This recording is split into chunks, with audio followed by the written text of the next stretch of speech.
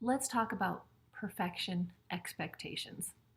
And I kind of also could have called this video when we project our own wounds onto our new person or project the way we used to feel with our ex onto our new person.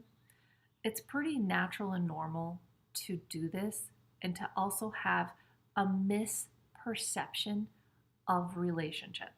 We could have this misperception that all I need to do is find the right person and then things will go great. Yes, it's important to find the right person. There's a few elements here involved in this process, though. Your wounds, your common values that you need to share with someone, and their wounds. You have to be aware of those things in order to ensure the more chances of a positive long-term relationship with someone if that's what you're looking for. So let's look at your wounds. If you are aware of your wounds, that's a really good start. And then if you're actually working on overcoming them and not projecting onto your new person, that's even better. Now, we're not asking for perfection, but if you're willing and on the path, if when things are pointed out to you that you're slipping back into a wound or you're becoming defensive, egoic, needy, whatever, you have to be willing to go, oh, there I go again. I need to work on that some more. And maybe you need to do counseling, coaching together or just yourself, whatever you need to do so that you stop projecting and sabotaging your relationship. It's not about being perfect. It's about striving toward being better. It goes a long way to say, yep, I'm struggling with that and I'm working on it. Let's figure some things out together. Can you help me? Are you willing to help me with this particular weakness? If you can be that for your partner, that's what it's about. Because expecting perfection, you might have to go to another planet. Maybe there's some aliens out there that are perfect. But as far as I've seen on the human plane, on the earthly plane, we've got a lot of imperfect people. And you've got some people that are actually willing to work on their stuff, work on their weaknesses, and do it together. And you've got others that aren't. Some people stay. That's where you get enablers and those that aren't willing to work on their stuff. And they make these really bad relationships, actually. But they tend to stay with each other for a really long time because the enabler keeps enabling and the other person just keeps taking. And they don't have to be confronted with the things they need to work on. And the enabler has tons of stuff to work on too because they're enabling. That's not healthy. It's not healthy to not consider yourself and what's important to you and to love yourself and nourish yourself and let someone walk all over you. That's not healthy. Relationship is two flawed people. And when I mean flawed, I'm going to say two people that visit their lower self. You know, it's kind of the amount of time you spend in your lower self versus your higher self. That's what relationship is. Two people that tend to be at the same level. So I had just mentioned an enabler and a taker. That's the same vibrational frequency, most likely. So they are creating relationship at that level of frequency. And, you know, sometimes one person can visit their higher self more often and hopefully have the other person rise with them.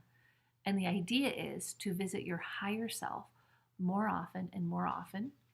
And the more you do that, the more your mate can rise with you and you can visit your higher self much more often and create more fairy tale moments. Yeah, that's where fairy tale moments come from.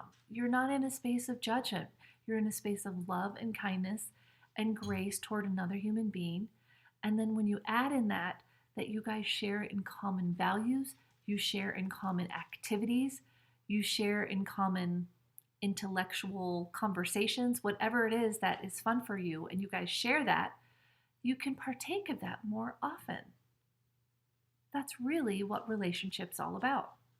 So the idea of projecting negative feelings that we had when we were with our ex and suddenly those are coming up with someone new, well, negative feelings tend to come up when someone visits their lower self.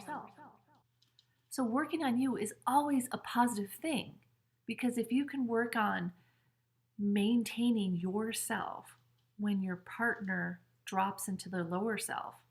If you can stay in your higher self while they're dropping, fantastic. It's going to help them rise sooner.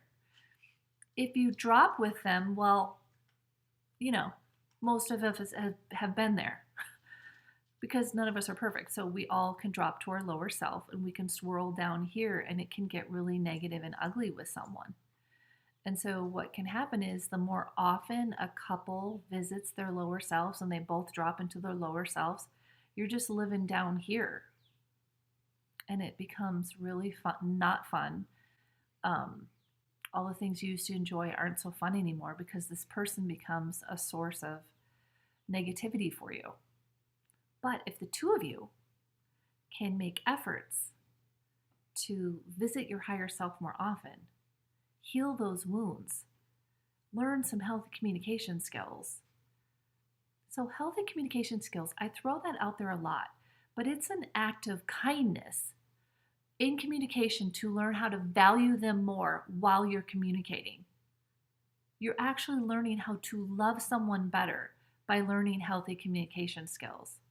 Do you take turns sharing, or do you interrupt each other?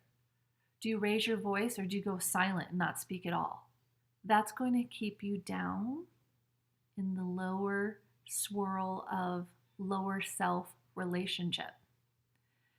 But if you learn to pause, hear out your mate, listen to what they have to say, reiterate back what they said.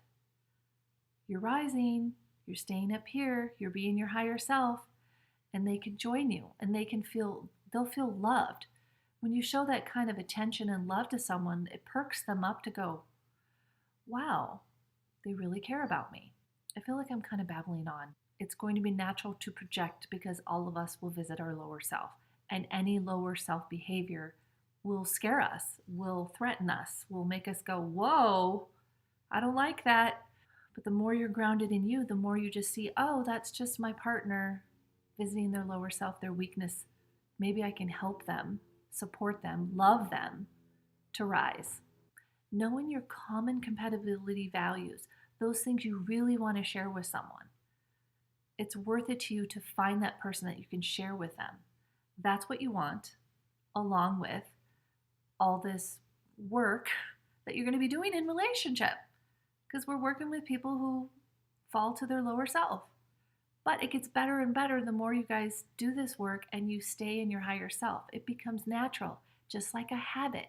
You practice these positive habits, and soon it's a flow. You're in harmony, and you can stay there much longer, and you can enjoy each other much longer. Okay, I hope I covered that to a reasonable degree, and I hope you got something out of it. Make sure you check out HeartWorkUniversity.com. There's courses sitting right there to bring you to your higher self so you can enjoy life, you can have more love, joy, and peace. Thanks so much.